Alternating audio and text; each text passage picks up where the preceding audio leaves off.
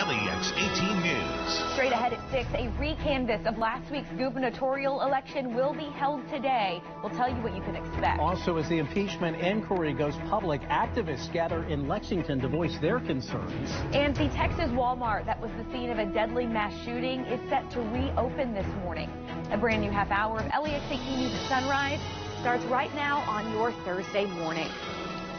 Good morning. So glad you are with us on this Thursday. I'm Chris Goodman. I'm Claire Crouch. Storm tracker meteorologist Tom Ackerman is here. But first, we do have one school closing in our area today. That's right. Jackson County Schools closed for today. And as always, you can get the latest closings by watching LEX18 News at Sunrise or by checking out LEX18.com. Tom now with our latest forecast. Not as cold. That's good. That's what we're going with. Okay. Because it's not as cold. I mean, we're around freezing and we're in the 20s instead of the single digits and the teens we saw yesterday. That's what it looks like out there this morning. Now, Monticello, you're down to 20. So there may be a couple of pockets of upper teens out there, but it's right around freezing. In fact, now a degree above it here in Lexington. And we've got a wind chill that's in the teens. Now, we do have a single-digit wind chill down in Monticello by Lake Cumberland, so it is still cold out there. And our Keeneland live weather bug camera doesn't have much to show. Today, there's a cold front coming in. It'll get in here late this evening and overnight. Out ahead of it, a little bump in cloud cover will go from mostly to partly sunny today, but that'll be about the extent of it. You'll also notice the wind kicking up. It'll get breezy by later on this afternoon. So, with that said, there isn't a whole lot going into the weekend. It'll be fairly quiet, but this chill is going to linger. The big ticket item going into the weekend is going to be an East Coast storm, not an issue for us. And there's the potential for a milder trend in the next week, maybe some 50s in our future. We'll check it out. 6:02 before we get to our top stories here on Sunrise, a developing traffic situation in Lexington that could impact your morning commute. The intersection of Manowar Place and Lane Drive is shut down right now. This after a man crashed his car into a utility pole. This is in the Waller Avenue area. The crash happened just after 3 this morning. We are told the man was taken to the hospital with life-threatening injuries. We're told he had to be cut from that car. Kentucky utilities were called to the scene to check out possible damage to that utility pole. There is no word yet on when that intersection could reopen. 6:03, a big day in Kentucky politics today. Each county's Board of Elections will perform a recanvass. After last week's election, voter totals showed Democrat Andy Beshear as the winner by about 5,000 votes against Governor Matt Bevin. The next day, Governor Bevin doubled down on his decision not to concede and formally requested a recanvass of the votes. LEX18's Alex Valverde is live in our studio now with more in this Decision 2019 update.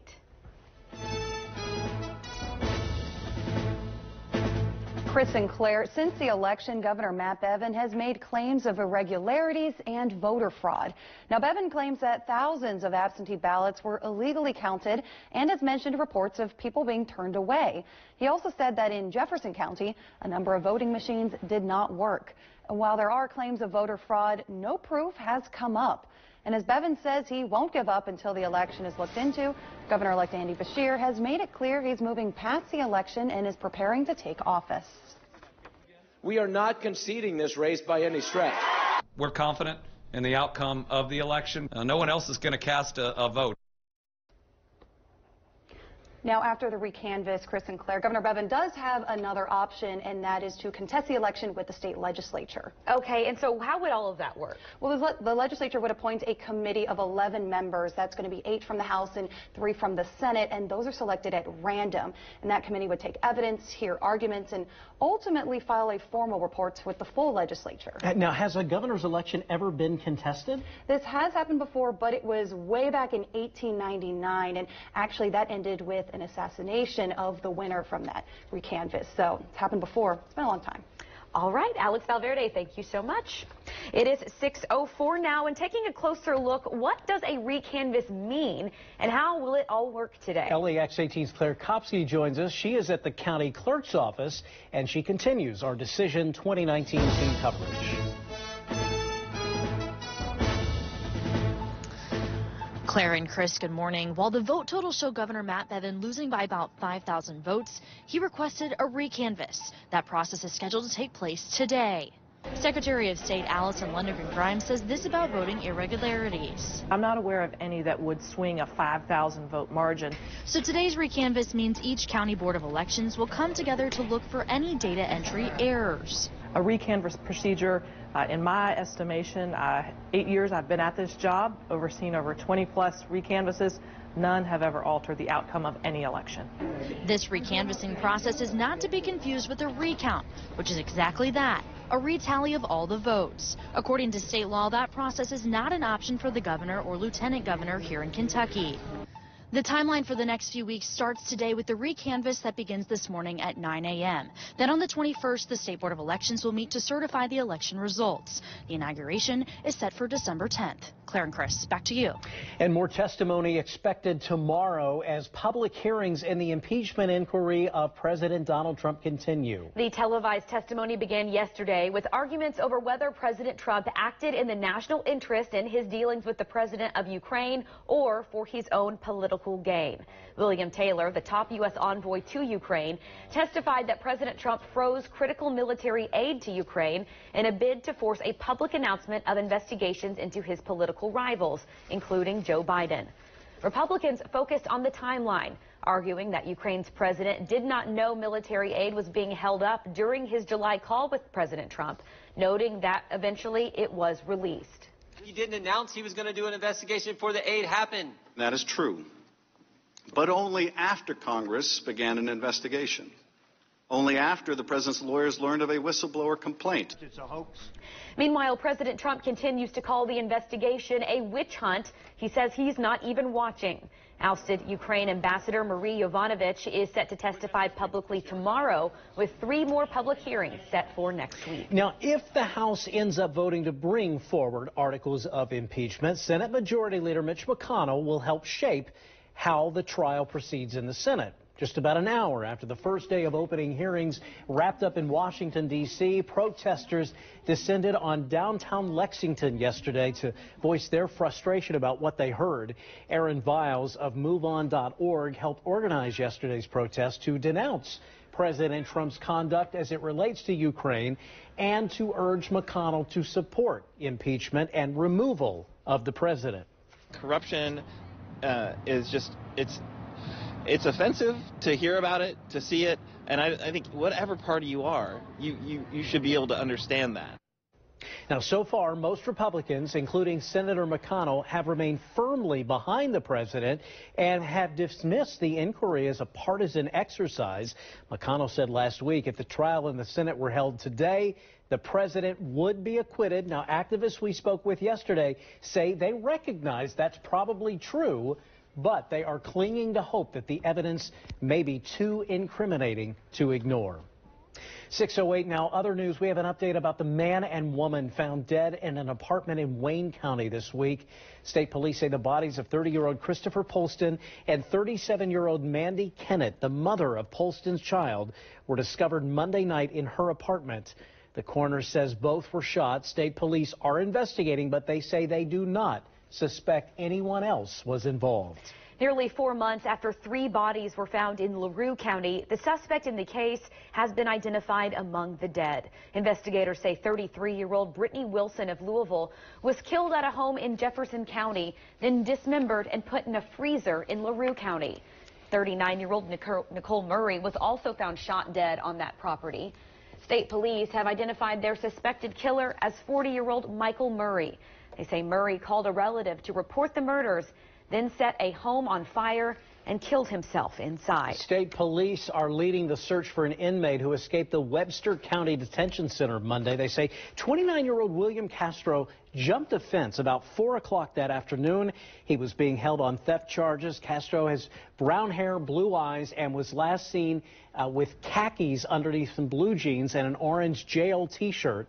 If you have any tips, give state police a call.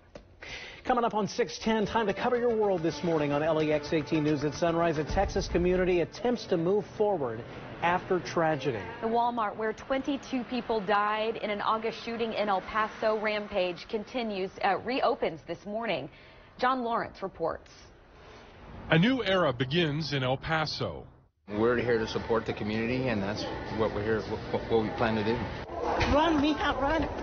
Just over 3 months after a gunman entered the Cielo Vista Walmart, killing 22 people and injuring others, the store is ready to welcome customers once again. I feel it's important for us to open this store for our community. Our associates have worked real hard in trying to get this tragedy out of their mind. A 30-foot tall memorial honoring the victims will soon be unveiled on the south side of the store's parking lot. It'll replace a makeshift memorial that's been a gathering place since August. Some residents don't like that it was moved and archived for future exhibits. I think that it's somewhat unfortunate because that had a special meaning to it. It was only 3 months ago. Just even from being in town for 24 hours, you can still just feel in the city that, like, the community has not recovered from it yet. And although the area is still recovering from the shock, Walmart hopes this reopening will help with the healing process. Through this process of rebuilding and getting the store put back together, you can see the laughters, the smiles, the applause between each other. I'm John Lawrence reporting. Search crews in Tennessee have found human remains they say may belong to a teen who went missing 2 years ago. The discovery was made yesterday in a heavily wooded area in Nashville. Crews renewed the search for Devin Bond yesterday. They say the wooded area where the remains were found was near the same location his cell phone was pinged back in March of 2017. Officials plan to go back there today to continue their investigation. 6:12 now. Hope has been shattered in the massive multi-state manhunt for missing 5-year-old Taylor Williams. Officials in Alabama believe they have found the child's remains. A child's body was found just a day after the investigation shifted from Jacksonville, Florida to Alabama. The girl's mother, Breonna Williams, is in police custody. Officials say she could face a murder charge once an autopsy is complete, but for now she faces multiple other charges, including making false statements to police. Now to an update from the University of Southern California, where that school is coping with the deaths of 9 students since August. Police investigators are looking into drug overdoses as a potential cause of death for some of the students. Officials say 3 of the deaths are confirmed suicides. This week, university officials sent a letter to staff and students warning about the dangers of substance abuse and contaminated drugs. The university's president says the campus will focus on giving resources to those with drug addiction issues. Doctors in China are fearing the worst due to 2 confirmed cases of the bubonic plague. That's right. This is the same disease that swept through Europe in the 14th century, killing an estimated 75 to 200 million people in what is known as the Black Death pandemic. It is tied to a bacteria that is often spread through flea bites. Doctors in Beijing are treating 2 patients from a rural part of the country who have the plague. There is no vaccine, but if an infected patient gets antibiotics quickly, they can make a full recovery. The World Health Organization says the plague is making somewhat of a comeback. They've seen about 50,000 cases in the last 20 years. 6:13, Taylor Swift has released a new version of her hit song Lover, and it is a duet. Yes, Shawn Mendes teamed up with T Swift on the remix of the hit single. It dropped Wednesday, and there are even some new lyrics courtesy of Mendes. He is a huge fan of Swift, so much so that he penned a tribute to her in April as part of her inclusion for Time Magazine's 100 Most Influential People list. Mendes said, quote, "She's the master of putting the perfect amount of thought into not overthinking, and that is why her music connects so well," end quotes. I drove to work listening to that remix this morning. I like it, yes. So did I. I was jamming out. I knew it. You know, it's amazing. Tom is the one who told me about it. I was jamming out to it myself. I mean, it's just incredible. It's sweeping the nation. You know? 6:14, Tom is backtracking your latest forecast. Hey, we're going to slowly take the edge off that Arctic cold. We'll see what's up going into the weekend coming up. Live look over at Kroger Field from our BCTC WeatherBug camera. It's cold morning out there. Not as cold as it was yesterday morning, so that's a little bit of an improvement. One thing you do notice, this is the same shot we had yesterday from the Distillery District. The accumulated snow that was so obvious across that parking lot there, a lot of that is gone because we did have some sunshine. We did edge at least into the 30s yesterday, so that started to chip away at some of that snow, and that'll be an accelerated trend today as we see a gusty southwest wind. Well, maybe not gusty, but windy, breezy. and we get into the 40s. So, yeah, sayonara to that stuff. We've got temperatures in the 20s, and it is generally 20s, although there's some pockets of teens trying to take hold down south. It's 20 in Monticello. Still a wind chill factor. There's wind out there, 5-10 mile per hour sustained winds. So the wind chill's in the teens and single digits south. It feels like it's 9 down by the lake. And we've got generally wind chills in the low to mid-teens. This is some encouraging data here. This is the 8 to 14-day temperature outlook from NOAA. And it shows the trend towards above normal or below normal temperatures. And you've got this pocket of slightly below normal air hanging in across the Great Lakes. But this takes you out toward the end of November, and you notice this warming trend out west. And throughout a good chunk of the Ohio Valley, the Mississippi River Valley, we should be trending towards our average high for this time of the year. And that's good because we just got through a big-time Arctic outbreak, and our temperatures are going to be trending below normal for a few days and even into the weekend. So it's going to be a slow climb getting back to some slightly milder temperatures. Now, we're in the mid-40s for highs today. That sounds good when you consider we were in the teens and 20s for lows the last couple of days, and our daytime highs have struggled. I mean, we didn't get out of the 30s yesterday, so 40s is an improvement, but it's still 10 degrees below our average high. Here's the max track: snow north, rain south. We're caught in between, which isn't a bad place to be because as a cold front goes through later today and tonight, it's going to essentially be moisture starved, so we're not going to see much out of it.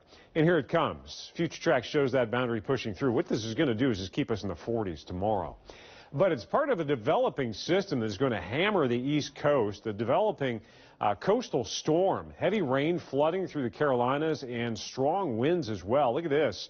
Projected wind contours as you get into the Friday afternoon, Saturday time frame there. We're showing sustained winds, possibly 30, 40 miles per hour just off the coast with gusts even higher, so they could have some issues with damaging wind gusts through the Outer Banks, heavy rain and flooding, and all that's going to bypass us to the east, and we're in pretty good shape.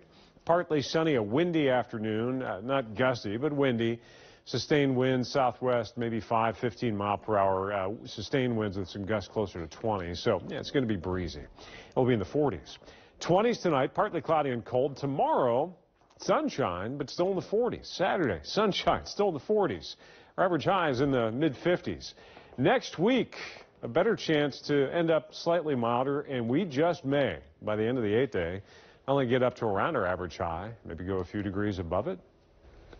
Which we will take. Yeah. Hey, absolutely. Bring it. That'd be awesome. 6:20 now. Stock futures been right around the flat line this morning. Right now, they're all pointing downward, including the Dow E-minis down about 48 points. S&P and NASDAQ might have a negative open, too, when the market opens at 9:30 this morning. Business news coming up next. Disney Plus already has millions of customers. And Americans now have $14 trillion in debt. Ugh. Jane King will have the details on that coming up in your morning business report. But first, let's get a look at your lotto jackpot. Friday's Mega Millions jackpot is $178 million. That would help stomp out some of that debt, wouldn't it? A little bit. And Saturday's Powerball jackpot, not too shabby either. $70 million. We're back in 2 minutes. 6:26 now. A new survey reveals that far too many people are going to Google instead of the doctor. Online health test company Let's Get Checked commissioned the research of 2,000 Americans. It found that 2 in 5 people have misdiagnosed themselves by looking up their symptoms online. And of those who did, 74% of them admitted their findings stress them out more over their health. That's the problem. Yes. And no surprise, a big reason people seek out online diagnosis is 6 out of 10 admit that they try to avoid visiting the doctor at all costs. And what makes this even more scary is the story that we were just talking about yesterday, Claire, the Wall Street Journal's report that Google is collecting the health data of millions of Americans. And if you believe this survey, well, Google already has plenty of our information out there. They've got it. I know. It is so scary how much information we don't even realize we have given and now the internet. We just had earlier that they want us to start using their personal checking account. It's like, come on. I wasn't born yesterday, Google. Their tentacles are going to be all around us. Ew, I don't like that thought. 6:28 now. Top stories are coming up next at 6:30.